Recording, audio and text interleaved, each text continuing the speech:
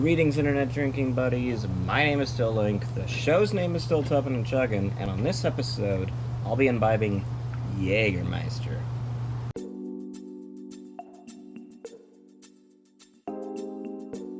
Welcome back to the tub, everybody. Now, as mentioned in the intro, today we've got another delectable digestive in, this time from Germany. Yet again, actually, I think the seltzer was also from Germany. Now, Jägermeister in German would translate to master hunter, something of that sort. I'm not German, but ironically enough, though, if you were to shorten that, as most people do, to Jaeger, Jaeger moms, woohoo, that means mediocre hunter. So, what are you gonna do about that except just slang a slang, I guess. What we have to understand about this is that as a digestive, typically, historically a digestive, this is a medicinal drink again, and as such we have 56 flavors built into this, a 56 flavor concoction, if you will. Contrary to popular belief, I can talk, does not include animal blood. Kind of a master hunter, does it have animal blood in it? Doesn't have any animal blood in it. Does, however, have things like ginger roots, red sandalwood, blueberries, a whole host of other things. Now, personally speaking, I've had Jägermeister on occasion, generally on like a Jaeger night, if you will. I don't typically have it as a staple in my liquor cabinet. However, one of the reasons I wanted to look at it today was because of how unique the taste of Jaeger is compared to a standard liqueur like a vodka or a whiskey or something like that. Really try to dive into that taste profile and see just exactly what it's all about. So, given that, let's take a look at the just basic facts about Jaeger as we would for most beverages. Now, Jägermeister was first introduced in 1935 in Wolfenbüttel, Germany. Hopefully I'm saying that correctly. Now, 1935, Germany, you have this product, which is Master Hunter, as it's called. You have certain affiliations with Nazis that the makers of the beverage would really not prefer that you make. As far as I can tell, they didn't have any sort of connection there. It is worth noting just as a historical aside.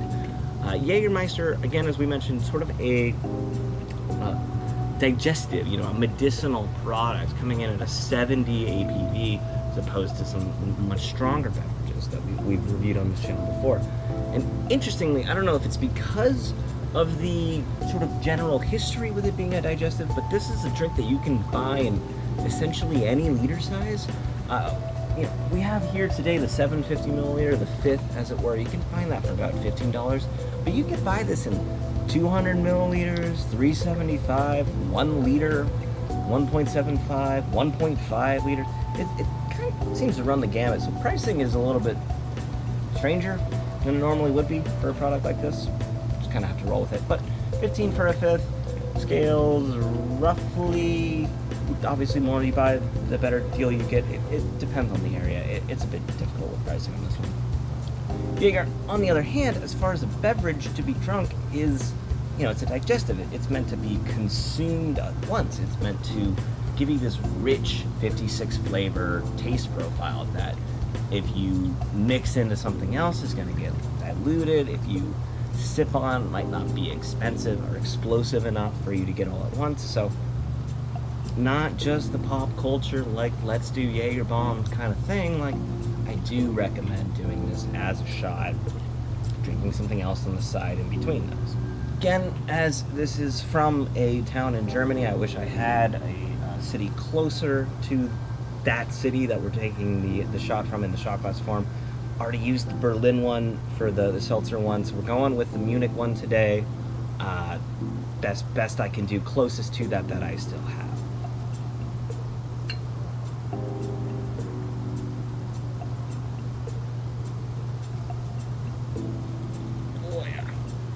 Oh yeah. Given that, obviously this is for hunters, given the stag logo and whatnot, need some sort of hunting toast to go with it, I'll say, and may our arrows be true, may our kills be quick, and may our celebrations be plenty.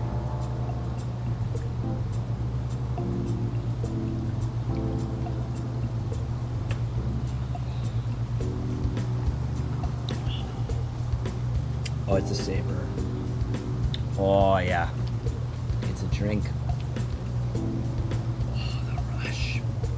Just the satisfaction of a good digestive. If you've had, growing up in America, right, if you've had a cough syrup, I talk about cough syrups a lot on this channel, but I do think it is an interesting comparison between a cough syrup and an alcohol. Because many products that you drink, like a Sprite, a Coke, something like that, you drink, you feel it on the taste buds, you feel it in your tummy, you don't feel it down the throat all that much. Cough syrup is one that I think most people have had that they do feel down the throat, and most alcohols you do feel down the throat. And sometimes it's good and sometimes it's bad. In this case, it's very, very good.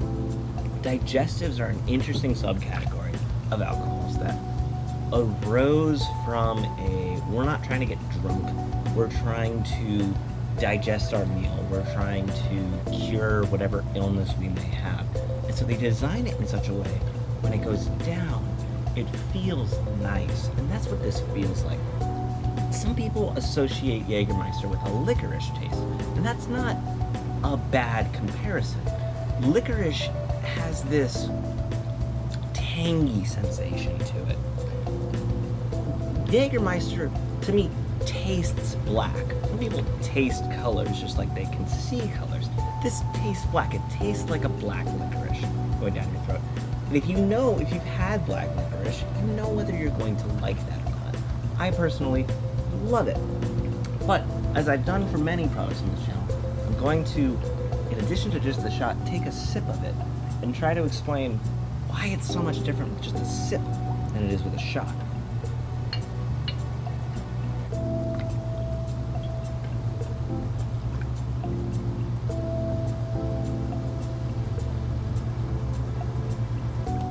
Okay, so you get the initial taste on your taste buds. The tongue activates.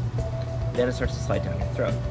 There's not enough current, if you will. The volume going down your throat is too small to truly activate the effect that the entire sensation of bringing it down will give you. You just get a little bit. It feels, like an electric shock, as opposed to this flowing current, a sitting stream as opposed to a raging river. It's important on a drink like this that is, again, historically designed to be used for medicinal purposes, not for taste, but to make you feel better. When you eat chicken noodle soup, it has to feel good from when you sniff it to when you eat it. That's what a digestive does, and that's why it feels so good to taste. And at such a high APV for a digestive drink, you can look at various Italian digestives that you have. Those are in the 40 to 50 range. At 70, you can get a very good buzz off of this product and have it taste good the whole way down. Again, if you dislike licorice, if you dislike this sort of tangy sensation that's going on throughout your mouth, I can't recommend this.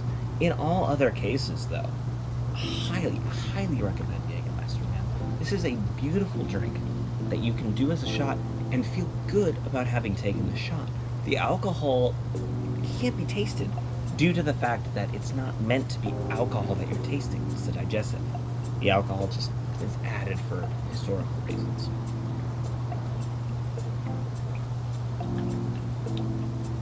With that said, it's time to go to our sponsor spot. This show is brought to you. I'm never going to have a sponsor, guys. I promise that from the beginning.